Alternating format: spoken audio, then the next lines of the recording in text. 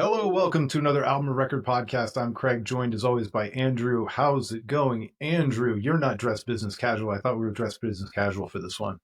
No, I'm wearing my foxing sweatshirt for like the 10th time. People are going to start to think this is the only sweatshirt I own, but I'm hoping that we're down to like the last like dying breath of hoodie season. So I'm just trying to get my wear out of the foxing hoodie. You know, it's My funny studio's in the because basement, so it's always hoodie season down here. that's fair. I will make sure people can rest easy in the knowledge that even though I've been listening to Def Heaven a ton and very happy with that album, and we got some other exciting stuff to talk about, I still am listening to Foxing weekly. So my passion and love for that band has not slowed down one bit this year. So, Yeah, that's a struggle for me actually, is finding time because we're older now and we've been through so many eras of music that we love.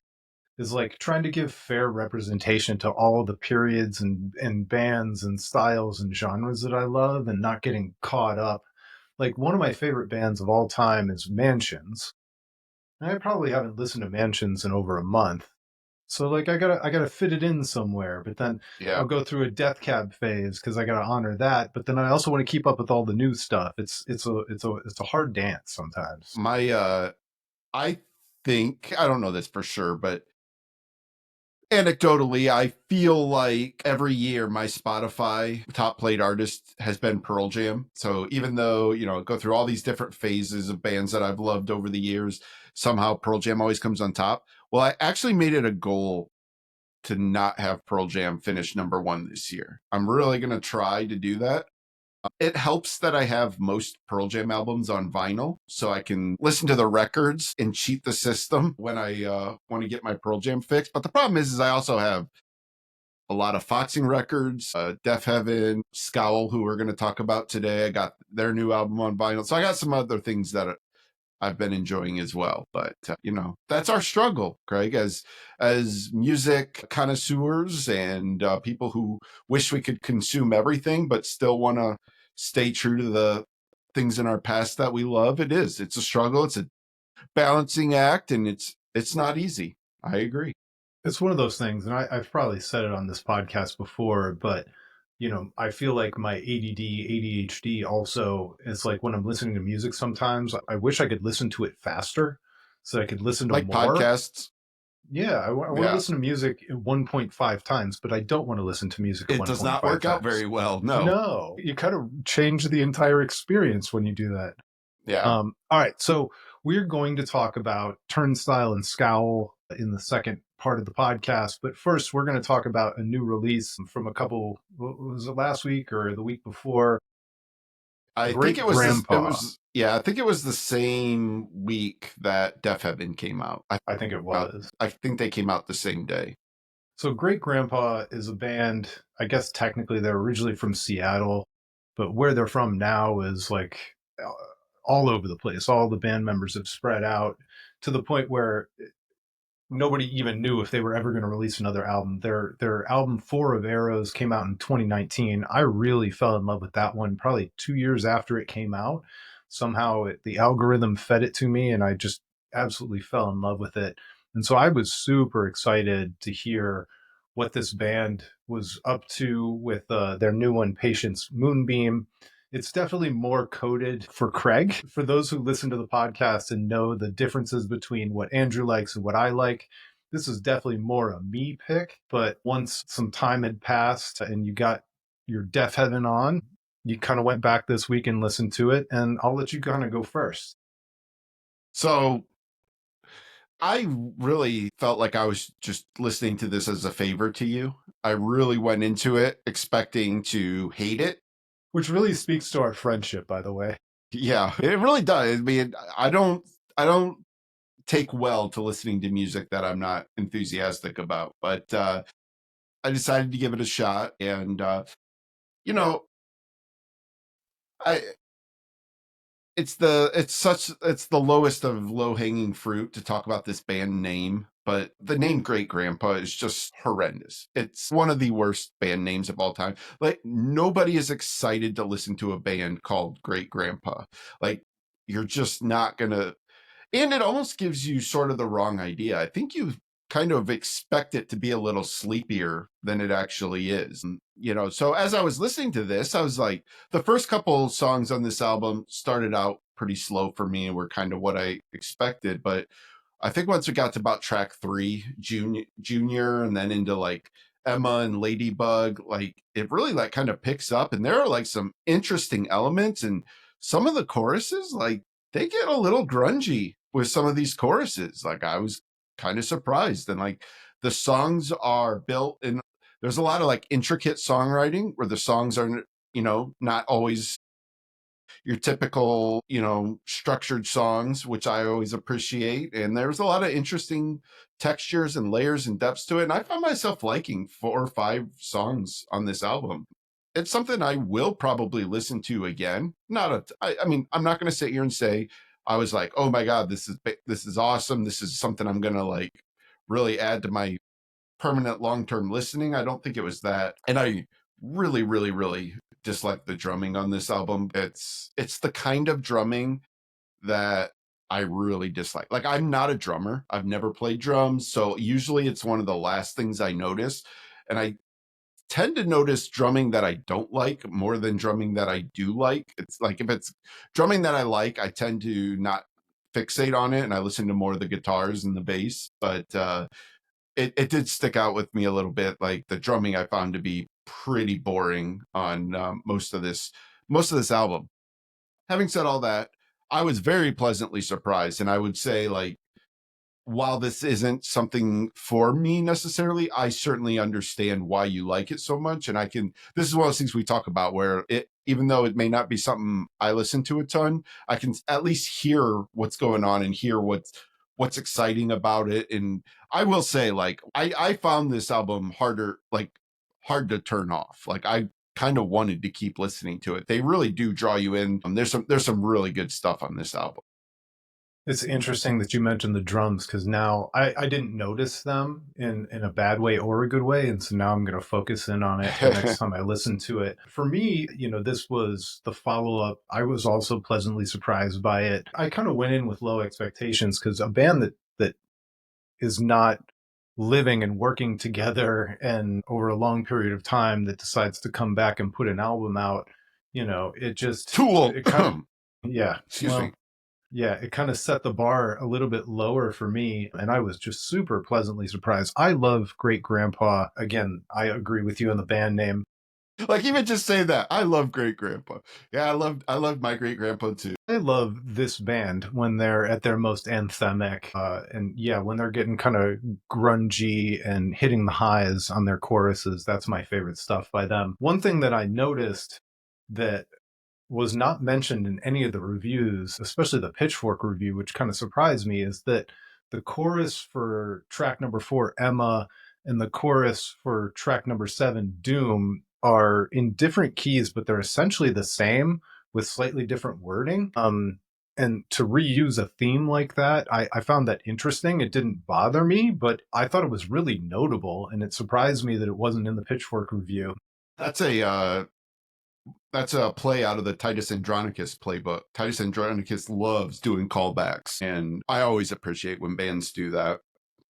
We talked a little bit last week, like even on Deaf Heaven, how they incorporate a lot of the melody that you find in the interludes make their way into other songs, and I think that stuff is cool. And so yeah, I think this, and I sort of regret not mentioning the track Doom, because Doom is maybe my favorite track on this. When I Like was going to Doom say is that, because really, really good. so for me, this record is kind of a little bit uneven. I do like it, the whole thing, and I would listen to it from front to back again whenever I do go back to it, and I will go back to it more for the rest of the year. But for anybody who's never heard this band, I would say definitely listen to the first 3 or 4 tracks on their previous record, and definitely listen to Doom. And if you like those, then you're going to enjoy this record. Because I know for other people, sometimes they need a teaser song to kick it off.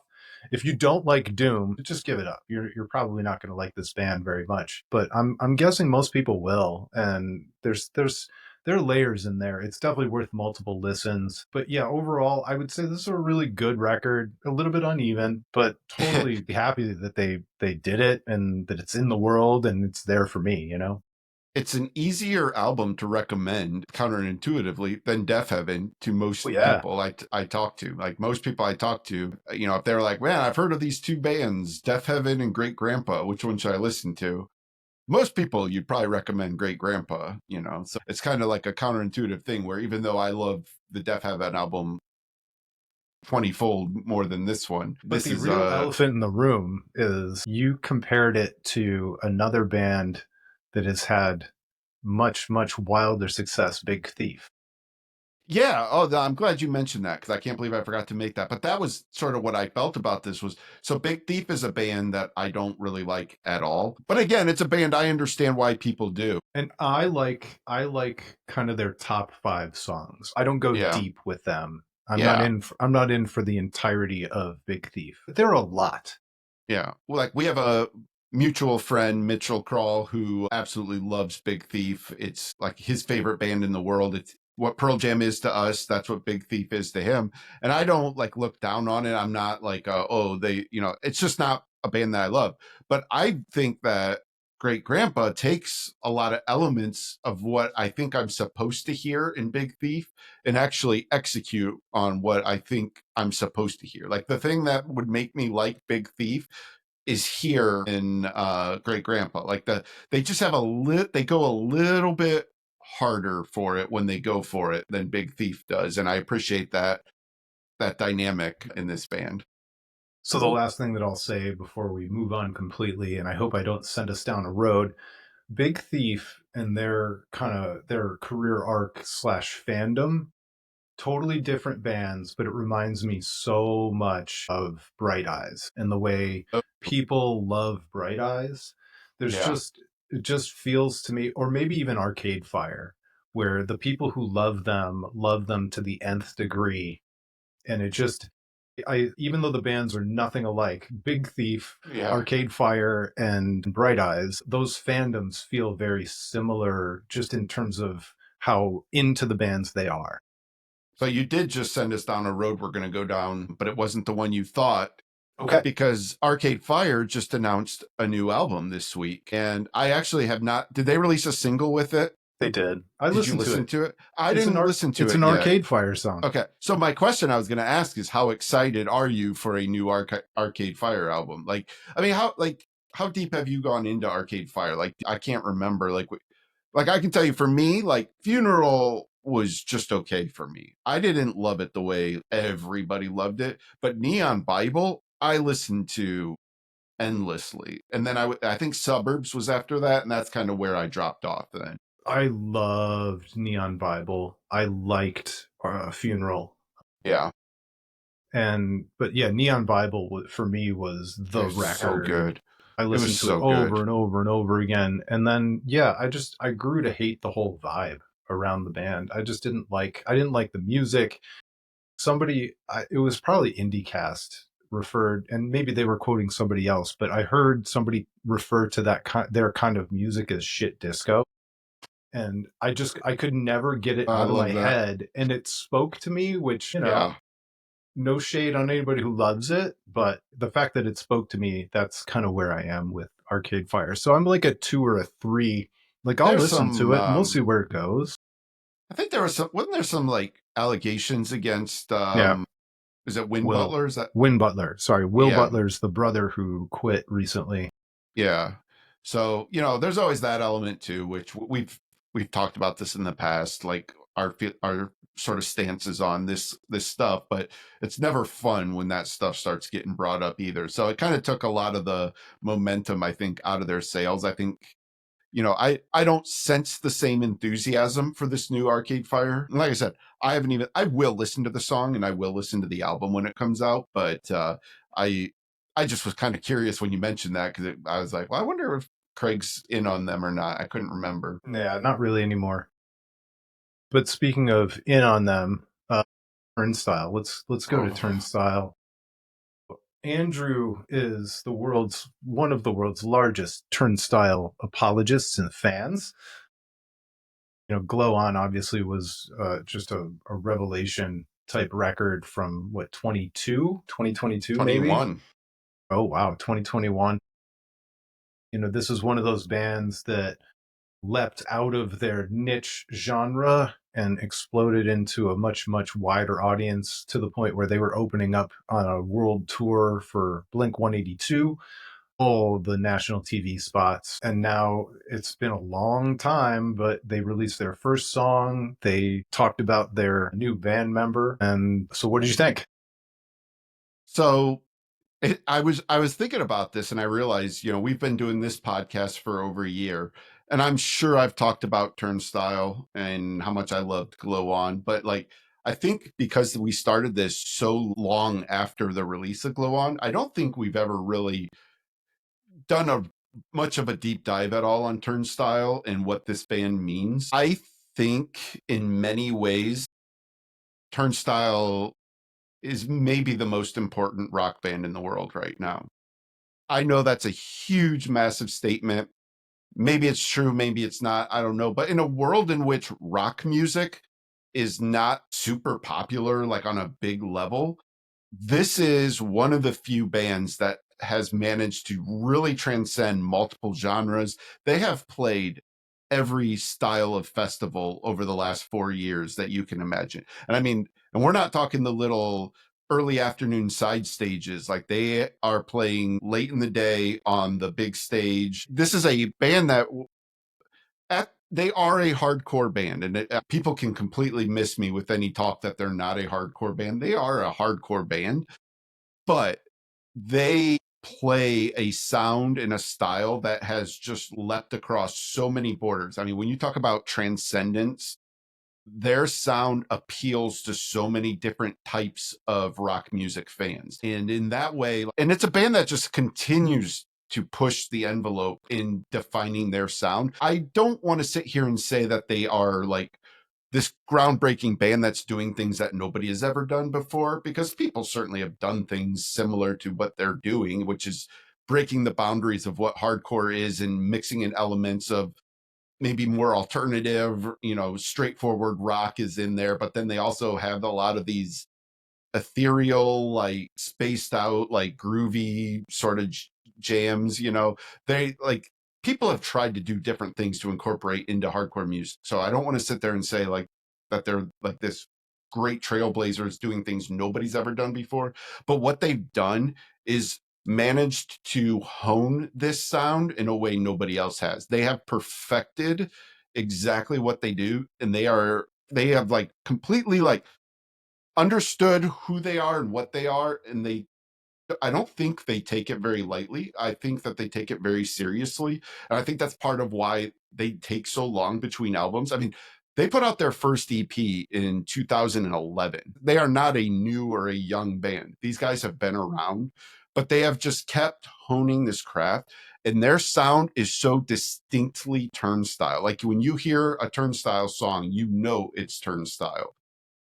And the precision with which they play these songs is unbelievable. The complete syncopation of the drumming, the bass, and the two guitarists is just, it's really unbelievable. Like the palm muting that they do when they play is so in sync with the drumming.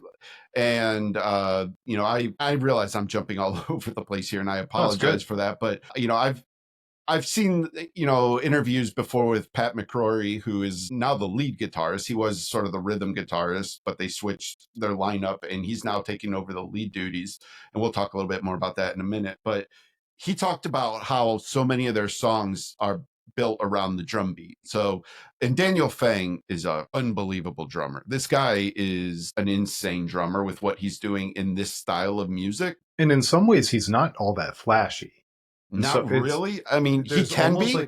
like there's almost like an understated quality to what he's doing, until you really, really listen in and Yeah. figure out kind of the magic of how he pulls it all off. And if you want to see him be flashy, watch any of their millions of shows that are on YouTube. When they do they give him the drum solo part, which they usually do as they're encore break. They usually, like, everybody walks off stage and Daniel Fang just goes off, and it's awesome to see what he's really capable of when he really lets loose. But what he's doing with that is creating this pocket that, that the guitars then build their palm muting. They If you search Pat McCrory palm muting on YouTube, you will find this incredible video where Pat talks about the like 3 or 4 different types of palm muting that they do. It's not all just your standard, and they'll vary it depending on what the drums are doing to make sure everything stays in line. And so, I'm rambling a bit here, but the point is just to really talk about why I think they're the most important rock band, because there's so few rock bands that are really just jumping across so many different boundaries. And it does not happen without criticism.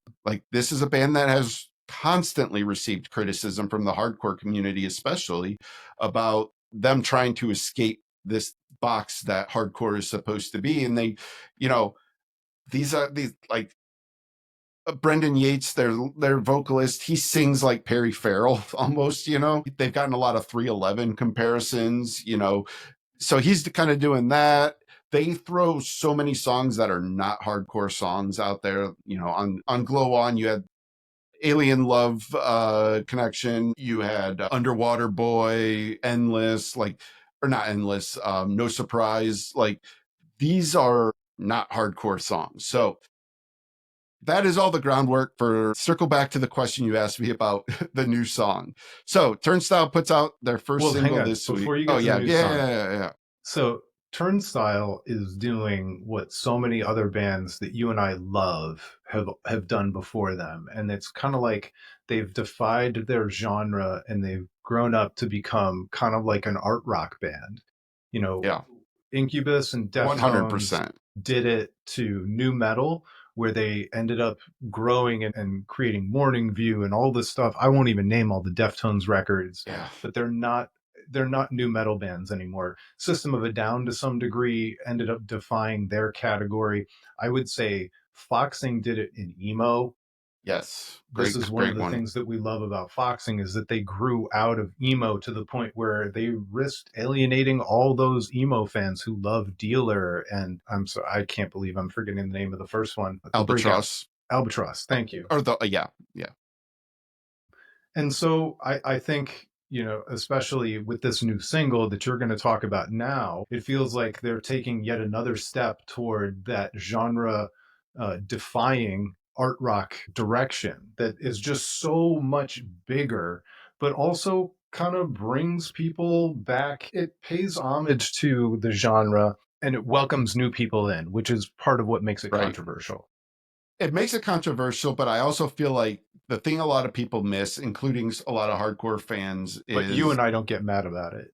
but that was supposed to be like hardcore was always like this like community ideal. It was a communal experience. It was about being a welcoming place for outcasts, right? Well, but it's kind of funny when that becomes the gatekeeper, right? Like, all of a sudden that genre becomes the box. And if you stray out of that, you're suddenly not welcome anymore. And I've always struggled with that. We saw this happen with punk. Punk has had so many iterations of this happen. Was Green Metal Day is, the art rock version of punk? I don't know that I would go art rock for Green Day, but they certainly did go outside of that, outside of the punk They box for made it sure. accessible. Yeah. Um, but so it's happened in other genres. We kind of see it starting to happen now in hardcore, and I think a lot of that is because of Turnstile. I really do. I really think the success of Glow On opened the door for Scowl, who we're going to talk about later, Knocked Loose, even a band like Soul Glow. Maybe they're not super popular, but like, that is an absolute genre bending band in almost every way. That Those definitions sort of change, and I think that they're welcoming, like you said, in that way that anybody is welcome to enjoy Turnstile. And I've seen I saw an interview with Brendan Yates where he was talking about that a little bit, and I don't remember the exact context of the question, but he talked about how for them one of the things that they agreed to do was to always be challenging themselves and putting themselves in uncomfortable situations. So they played a rap festival. I believe they were the only hardcore band in this rap festival. It was it Rolling Loud. Is that what it's? Is that the rap festival? I I don't can't even remember know. which one it was, but so they did that to put themselves out there, and you know what? It actually went pretty great. Like rap fans, turns out they enjoy dancing around and grooving with these breakdowns just like everybody else does. Like if you can keep a good beat and give people something to move to, like you're going to be a great live performance. And if you like, if you want to see something funny, like you can also like search YouTube for the Glow On Release show and watch that, and then search for like, I don't know, like Turnstile, like Hurricane Fest, like a recent festival they played in Germany. And like you can really just see where they started and where they are now, because their record release show was in a club with all the fans on the stage, like people losing their minds, going crazy, like the most traditional hardcore scene you could see. And in the matter of a couple of years, they're playing this massive stage with barriers between them and the crowd. And, people will debate. And I think it's fair. Like, if you're somebody who grew up going to Turnstile shows and loving that, like, you could go on stage and, scream into the mic with Brendan, and you could jump off the stage and have that experience. And now you can't when you see this band. I'm not going to say like, oh, you have no right to be upset and losing that.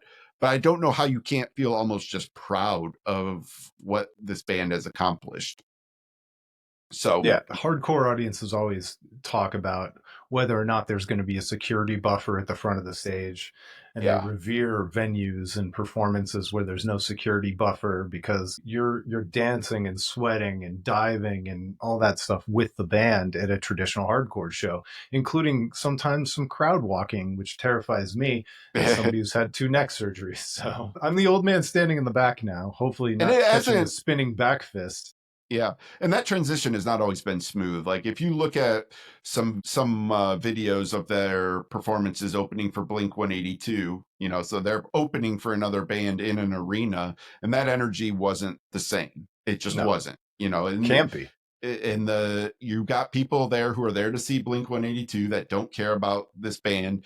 And I know that they won over a lot of fans. They absolutely did, but there was also some that they didn't. People who just didn't care, and they're going to sit there in their seats, And like the thought of sitting in a seat to watch Turnstile is just so like mind numbing to me, but like it happened. So that transition had to take time. They had to just rediscover their chops and learn how to play on a big stage like that. But if you see some of their recent festival shows, they're figuring it out. They are playing just as well on that stage as any other rock band can. They're Well, and connecting that's with the and that's why crowd, I'm and so fascinated to hear this new record. And then I'm going to force you to finally talk about that song. yeah. But that's one of the reasons I'm so fascinated to see what comes is because the context around the band changed over the last 2-3 years as they've gotten these types of opportunities and these types of performances, and so it's going to change you. It's going to make you a little bit different, and I just can't wait. I trust them artistically, and I just can't wait to see what the rest of this record sounds like. As a point of pride for me, I pre-ordered their new album before I actually got the promotional email from them saying, "Hey, our new album's out, pre-order now." I actually already had the pre-order. It's like that's trust. Yeah, when you immediately do it. I'm with you. I very much trust that this band is going to deliver an incredible album. But okay, let's talk about it a little bit. So, Never Enough is the name of the album and also the name of the first single. And when you listen to this single, you know, it starts off with just some synth and keys and this slow, I don't know, like very, very sort of ethereal, I'll call it an interlude sound almost. Like it was almost hard to believe. And this goes on for a good minute, at the beginning of the song. There's no guitars. I don't think there's any drums. I think it's just synth and Brendan Yates singing. Vocals, yeah. And so it is a little bit like you're like, whoa, what's going on here? And then all of a sudden the drums come in, and then they go into playing a very familiar sounding riff. Mystery, the opening track on Glow On, it's very reminiscent of that riff, only like slowed down like just a little bit. It's a little bit of a slower tempo than what they played. The vocals are much slower. The vocal delivery, he's extending these syllables. It's not rapid fire staccato like he does sometimes. He's really letting this breathe. And the song doesn't really go anywhere or do much. It sort of sits in that same realm of what they do when the guitars kick in. And it kind of does that for a couple minutes. And then right when it feels like the song, you get a little bit of a solo, and then the drums kind of kick in and you think it's building up to something, and then it just cuts back to the keyboards and synth. I think there's even a little bit of strings. I don't know if they're actual strings or if it's, just like programmed strings. I don't know. And the song like goes on a very long outro of this, and you think that the song is over. But then all of a sudden, the drums start kicking back in, and they build and they build. And right when you think we're getting into something, it stops. That's the end of the track. And it's like you can tell there's a next part. Whatever track, I don't know. They haven't released the track order yet. This has to be the first track on the album. It's listed at number one on the Wikipedia, but yeah, to your point, we don't know, but it does it, and that's certainly something that Glow On did was every song belongs next to the next one, and they Yes. they they worked well together in the sequencing and making the whole album flow. And this one sounds like a direct lead into the next song that we have no idea what it is, but for guys like you and me, and more for you, it is the ultimate tease, Yes. a torturous tease, maybe.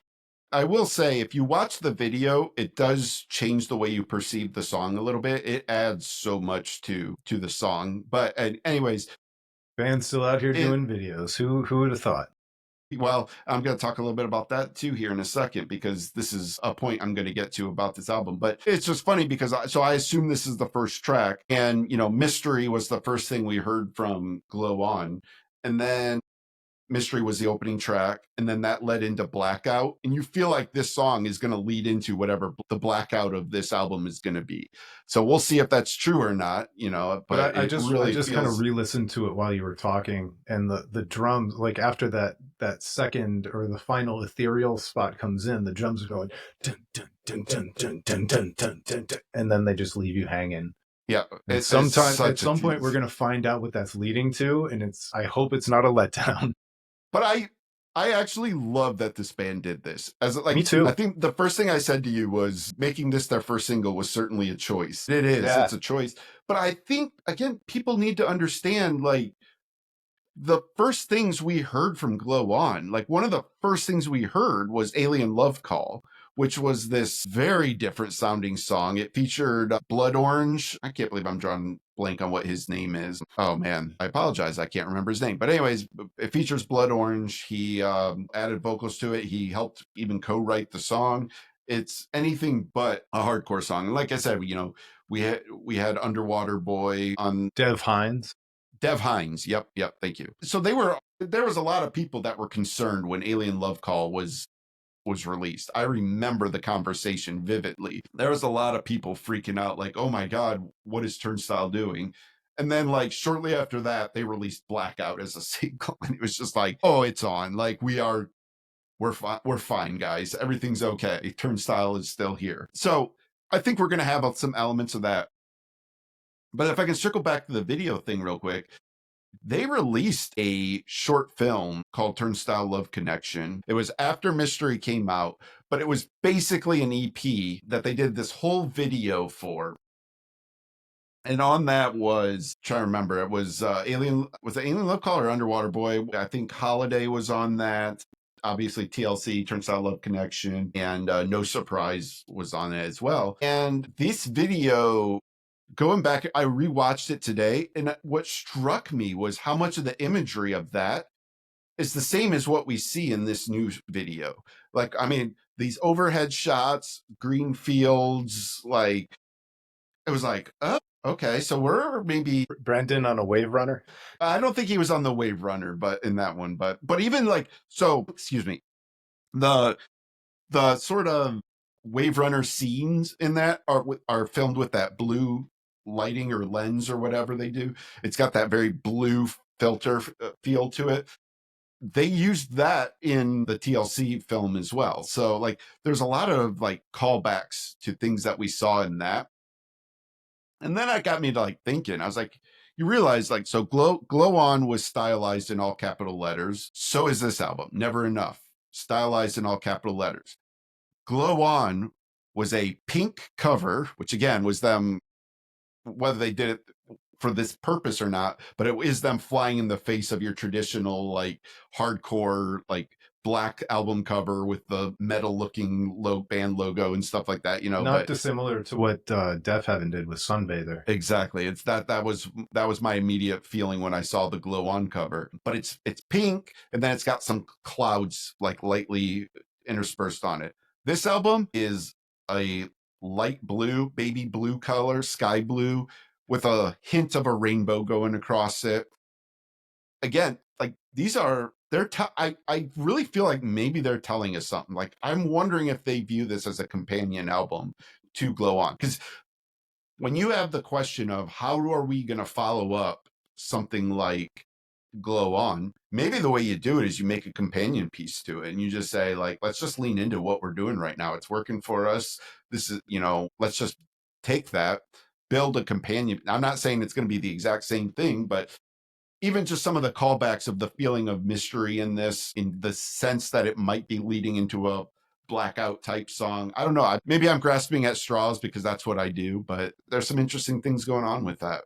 So you keep your finger on the pulse. You're looking at all the different comments and feedback and everything else. Is this making people nervous? Do people trust them as much as you seem to trust them? I mean, I don't That's even good. want It's to a fair include. question. I don't even want to include myself necessarily because I'm like second tier fan compared to what you are in I don't terms of even this consider record and everything myself else. like, I want to be clear. Even I was not on this band from the beginning. Really, it was No, but I meant time. Glow On. I meant that record. Yeah, yeah, You were yeah, yeah. Oh, yeah. completely over the moon for this I record. still am to this day. Yeah. It's one of my, it's a top 5 all time favorite album of mine. Um, I so reading all the comments and stuff, and like in a matter of like 10 hours, the video. So this is just the video had almost 250,000 views. So make no mistake, the excitement for this band is still there. I think the comments I would say are 80% positive. I think there's a lot of people just saying kind of similar things like we're going to be fine. There are people who just like, and I'm going to include myself. I need to be clear. Love this song. I have listened to this song on repeat for the last day. Like it's a struggle to get me to listen to anything else right now. I love this song, but but there are people who are like, well, this isn't really my favorite, but like, then again, they're like, we didn't like everything of the pre-releases for Glow On. And then ultimately we got like, the overwhelming sentiment amongst fans is why Turnstile has never given us any reason to doubt them. They have never put out a bad album. They're going to be fine. Now, there are in that 20%, there is some people who are saying well, this isn't a hardcore song. Even Mystery was definitely a hardcore song. So that is a distinct difference between these two, whereas this does not feel like a hardcore song. So, there's some trepidation about that and people concerned about that. And you also do see a few comments of people concerned about the lineup switch. All right, And let me lead you there. yep. Some of the comments on the YouTube are funny. So the top comment right now is got broken up with this morning. Obviously, she did it so I could experience the full effect of that new Turnstile drop. I love it. Another Turnstile summer is upon us. Can't wait. All caps. Unprecedented levels of being back. Yeah. And then I need what comes after the outro. And then welcome to the band, Meg. Yeah. So we'll talk about that now then. Yeah, that's where I'm leading you. So Because it one of made the you nervous, by the way. The It lineup did. change made I you was concerned nervous. about it, and I'll tell you why. Because Brady Ebert was a founding member of the band, and in the early days, I know he was writing a lot of those early riffs, and those are the albums that are the most hardcore. So I haven't even like talked about like the origins of this band, which I won't go too far down this thing, but it's important to understand. Brendan Yates played drums in Trapped Under Ice, one of the most foundational, important hardcore bands of like this modern era. Um, and Justice Tripp, the singer of Trapped Under Ice, formed Angel Dust, and Brendan played with him in that. And then Daniel Fang played drums in Angel Dust for a while. Pat McCrory played guitar in Angel Dust. Like there's all these like interconnected things where they came out of. But Brady Ebert was always a guitarist. Like that was his role. And when he was a founding member of this band, and he wrote a lot of those hardcore adjacent riffs from the earlier days. And I think it's fair for people to express some concern when you lose somebody who's been such an important part of defining this sound. All those things I talked about early in here when I talked about how well crafted their sound is, that's come from Brady Ebert being there from the beginning and helping establish and define this sound. After Sean Cullen, their original guitarist, left, he was the rhythm guitarist. They brought on Pat McCrory then. So that's Pat came on. Well, he was for sure on Time and Space. I don't remember what year he formally joined the band, but it was fairly early in the process. So he's been around for quite a while as well. And those two guitarists sort of had this rhythm. They understood each other, spoke the same language. So, anyways, shortly after Glow On came out, Brady Ebert left the band, and there was not much talk about why this happened. And in fact, they went a very long time without even announcing that he was no longer in the band. People just started noticing, like, hey, he's not at any of these shows. They started playing these shows, and somebody else was playing with them. I forget who it was at that time. But anyways, finally they announced, we've parted ways with Brady. We wish him the best, et cetera, et cetera. Well, then come to find out that the drummer Daniel Fang had filed some kind of a injunction or peace order Restraining or order. something against him. We've never gotten details. I'm not going to speculate. I've heard some rumors, but they're just that they're rumors, and I don't feel comfortable speculating on what exactly happened. But so anyways, they kind But of the internet is undefeated. The Stereo Gum comments. Somebody posted a PDF link to the docket in the really Maryland courts where there was a restraining order between the band and Brady. okay. So there probably are some details out there then. But the point being, like, so clearly, like, it became clear that Brady was gone. He was not going to be back in the band, obviously, when this is going on. And they originally were playing with, I don't remember who the guy was that was playing with them, but he was playing Brady's parts. He was filling in that sort of lead role. I think it was like And a drum tech, or sorry, a guitar tech or something. it Like might have been, yeah. Sirwaka or something. I can't pronounce his Oh, name. that's right. I think he's played with a couple other bands, but so at some point they switched though, and Pat took over the. We're about to get off the rails. Oh yeah, I guess we are. Sorry. All right, I'll wrap this up. Pat McCrory takes over as lead guitar, and so they need a new guitar player, and they find Meg Mills, who she's played with Big Cheese, and I forget she played bass in another band, but these bands had opened for Turnstile back in the day. She was friends with the band. She was kind of in a situation where those bands weren't doing anything anymore, and she had made a Yeah, comment that she Big had. Cheese and Chubby and the Gang. That's right, Chubby and the Gang. Yep, she played bass in that one. She was talking to Brendan at one point. She said, "Yeah, I just want to tour, but like nothing's happening with my bands, and this kind of sucks, blah blah blah." Short time later, she said the band reached out and said, "Hey, you mentioned you kind of want to tour. Well, we need somebody. We're going on a 3-month tour opening for Blink 182. Do you want to come tour with us?" And so obviously the answer to that question is yes. And so we were never clear on whether she was a permanent member or if she was just a touring member. Well, we got our answer now. She's a permanent member now. She's taken over. And I will say, I was concerned when the thought was of having to find somebody to replace Brady as the lead guitarist. The switch of moving Pat over to lead, he's plays those parts flawlessly. And as a result, Meg is absolutely killer at playing Pat's parts. Like they have not skipped a beat since she started playing with them live. And so I'm very encouraged about her addition to the band and them Well, and just not from a really losing. practical standpoint, it makes sense too. Like the person who played with the guy who's no longer there probably understands those parts the best, and he can teach his parts to the new person. And everybody move, everybody needs a chair when the music stops. Yeah. So anyways, I'm so excited. I've talked so much. I'm losing my voice, so I'm gonna see this discussion. I didn't intend for this to become this deep of a dive, but I can't help it. Like, I love this band so much. I'm so freaking excited to finally have something to talk about with them. We've been speculating and speculating on what they're gonna do for the follow-up, and now it's right around the corner and we're gonna find out, and I'm along for the ride, and we'll have plenty more to say about it in the future. Yeah, which brings us to Scowl, and I'll go first on Scowl. I'll give you a little Yes, bit of a thank you. break, buddy. So Scowl is another one of these kind of hardcore punk bands that Kat Moss is the vocalist.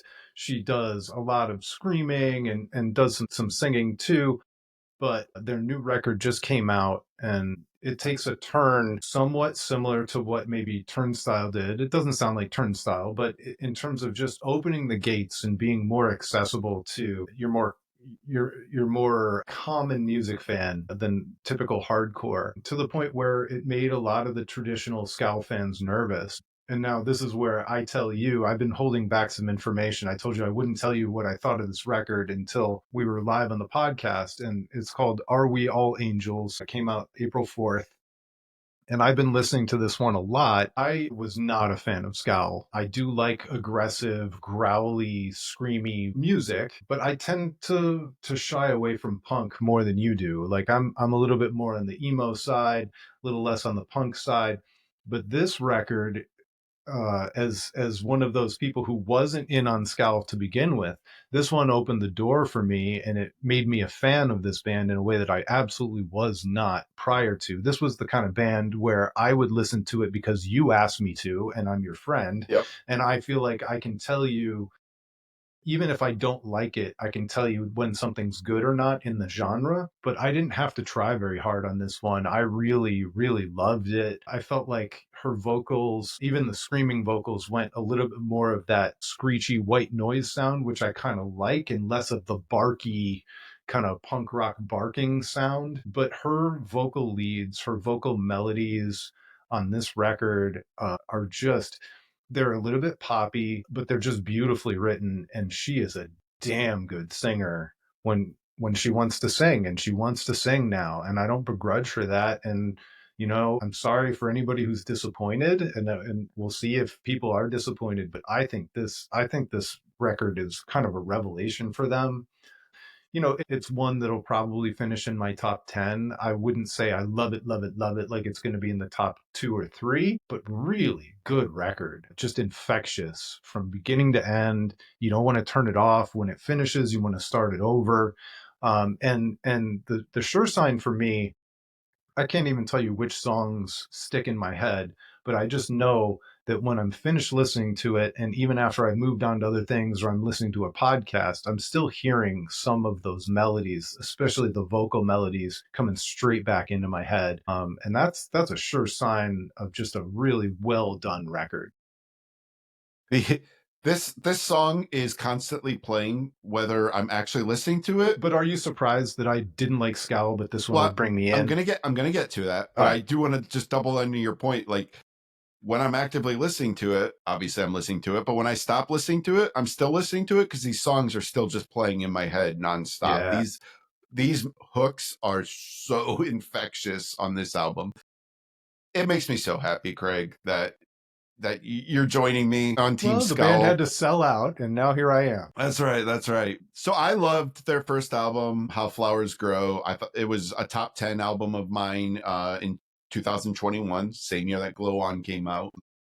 I, I I love that album, but to your point, it's a pure hardcore album. Like, Cat, it was just screaming nonstop, except for one song. She did sing on one song, and it was like, wow, she can actually sing a little bit. Like, okay, you kind of take note of that.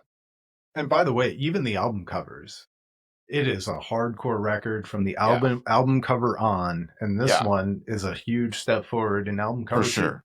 For sure. For sure. So, when I started hearing them, it started with the Psychic Dance Routine EP. That was really the first sign that this band was really pushing the envelope and morphing into something different. I've been along for the ride. Some people didn't like the shift. I loved it. I could hear the quality in the even those songs. As I started hearing the singles for this album, I was getting really excited as well. And the reason I love that you like this album is because when I listened to this album on release day, even though I'd already heard half of the album, which we can talk about in a second, but I was listening to this and I was just like, there's no way Craig isn't going to like this album. I was convinced that you were going to like this album. And it was because like this checks so many boxes for you. Yeah, I mean, obviously for both of us, but like the things that allow you to step more into my side of things, you need some kind of hook that's going to pull you into that. And I just felt like Kat's vocals on this You were going know, to do the Andrew, some trick. of us are just pop princesses, and that's Yeah, how that's it's right. gonna be. That's right. That's right. Yeah, this album is, I kind of now regret that we spent so much time on Turnstile because we're not going to be able to give this as much time as it deserves. This is probably going to be a top 10 album for me as well this year. Like you, like I find like it's such an easy album to listen to that as soon as it's over, you're like, I might as well just listen to it again. Like it goes by so fast. 11 songs, 32 minutes and 51 seconds. It's over in a Which flash. and like 32 minutes for a punk or hardcore album is Oh yeah, fairly long actually. Like that's substantial. But it but goes not by a so single fast. song hits the 4 minute mark. You know, it's Yeah. like Yeah. it's staying true to some of that, brevity and efficiency that punk fans and hardcore fans love so much. Yeah. The thing that's funny about this album to me is the we had four singles before the album came out, and those are four of the first five tracks on this album. So as I'm listening to this for the first time, it's like, well, I've heard this album or heard this song, heard this song. Oh, this one was a new one, and that song was Fantasy, which they then released as a release day single. So the first five songs are side A of the vinyl, by the way, too. That entire vinyl is all side A is all five singles, which is kind of funny. So then you flip it over. And I do think the second half is giving them a little bit more room to breathe. They are doing some different things, putting the bass out in front a little bit more in a couple of the songs and just doing a lot of different things. I don't feel like there's quite as much screaming on the second half as there is in the first half. But when I do want to touch on too what you had mentioned, like the way Kat seamlessly goes from singing these incredible catchy melodies and then laces in like it makes her scream feel so much more powerful and dynamic than it did when that was the only thing she was doing. And I always liked the way she sang, so I was always fine with it, but I really love the push and pull, the light and dark dynamic that she's delivering in some of these songs now. The guitars on this album are phenomenal too. Malachi and Mikey, they're two The guitar players. production all the way around is Yeah. just, it doesn't bury anything, but it's so very clean. It's so very clean. If there's one through line that would really connect this to our conversation about Turnstile, it doesn't sound anything like Turnstile sonically, really, except it's just so clean. Well, And which actually Yip. leaves Will Yip. lots of room for the vocals to do their thing and be a little bit more raw in spots and lets them stand out on Yeah. their own. Yeah, no, that's true. And this album was produced by Will Yip, who produced everything of Turnstiles up until Glow On. They had a different producer for Glow On, but Brendan Yates is self-produced the new Turnstile album, but Will Yip helped him record it, so he's back involved with the band again, which is exciting. And so I think he absolutely knows how to nail these kind of bands. And I shared with you like his credits are unbelievable. We're talking about Nothing, Cara Cara, Circa Survive, Anthony Green, La Dispute. Like he's got that sound down. Touche Amore. Yeah, no, Yeah, he's yeah. if we could ever get that guy on the podcast, talk about Oh a my dream god. guest.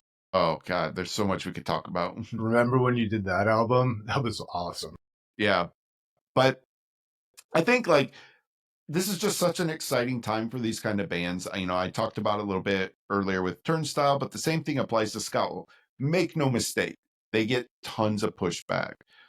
They put a thing in their liner notes on the album. It says something like a special thank you to our family and friends, especially those of you who were curious what the hell we were doing, but still offered us support, or something like that. Like they understand what the discussion is with them, but they're trying something different. And there's elements like people are like saying like this like harkens back to like Celebrity Skin era Hole, and like that stuff is in there, but you also hear like I almost hear like some Letters to Cleo, even like Sure. what were some of those other like 90s kind of Elastica. bands. Elastica, that's a Dude, great one. I heard a lot, and I'd hate to be so reductive to be like, oh yeah, it's like Elastica, but I heard little bits of that, and we're old enough Yeah, that we were around for all that stuff, yeah. and so we're i always definitely going to hear it.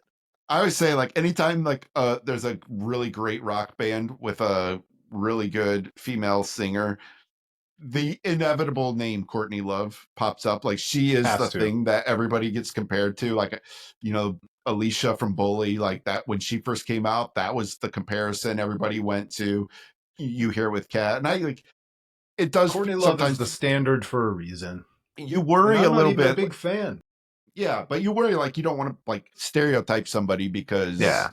because it's like, oh, every female has to sound like Courtney Love. But Courtney Love's influence in this style of music is just so outsized. Like she is an enormous grounding central point that like so many female singers in punk music have come after her, that it's only natural to like compare it, because they do deliver a lot of the same feelings and emotions in the way that they Yeah, in sing. music you've got gatekeepers and you've got door openers, and sometimes somebody like Courtney Love is opening doors 20, 25 years later still. And you just you don't want to reduce people to pretend they're like copycats or anything, but you want to embrace like the gravity of the people who came before. Yeah, And well I just said. I don't know if a lot of this stuff happens without Courtney Love. Couldn't have said it better myself. And I'm somebody who adores Courtney Love's. Like this is my wheelhouse, so I'm just very excited. I'm excited to like have these bands pushing the boundaries of what hardcore is, what it can be. And I like I'll go back to what I said. I don't want to sit here and sound like these aren't bands that are reinventing the wheel. They're just finding ways to express the thoughts, feelings, and emotions of hardcore music in a slightly different package that's bringing more people to the table. And I know some people don't like that, but I just love it. I want everybody to be Scowl and Turnstile fans, because these bands are awesome and they deserve all of the support. And that's where we're going to finish. Scowl got to appear on The Late Show with Stephen Colbert, and I watched the performance this morning. I didn't stay up and I didn't watch it on Yeah. regular TV. And let's be honest, network television is not what it used to be. Late night shows are not what they used to be. They don't sell tickets and open doors the way they used to.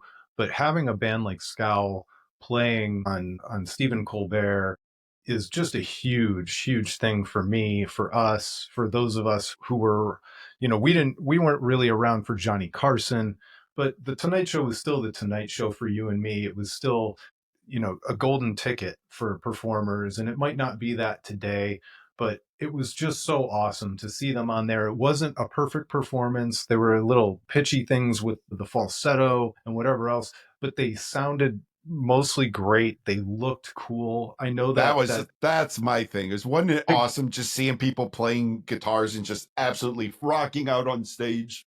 Yeah, and the song they played tonight, I'm afraid, and that's a song it's kind of like two songs in one. The first part is kind of more poppy and whatever else, and the second part breaks out into more of a hardcore punk sound, and she's screaming at the top of her lungs to end the song, and she's flying up and down and stomping her feet, and the guitarists are whirling around and just you know wielding their guitars like literal axes, and it was Yes. just so great. They looked cool, And like, say what you want about music, and it should be more than just, but it should be more than just appearances. But if you have the appearance too, like I love it. It puts tingles down my spine to not only have the beautiful sound, the great sound, but also like just the vibe that brings you all the way in. And they brought me all the way in. I hope they did for, I'm sure they did for a lot of other fans watching on TV or on YouTube the next day.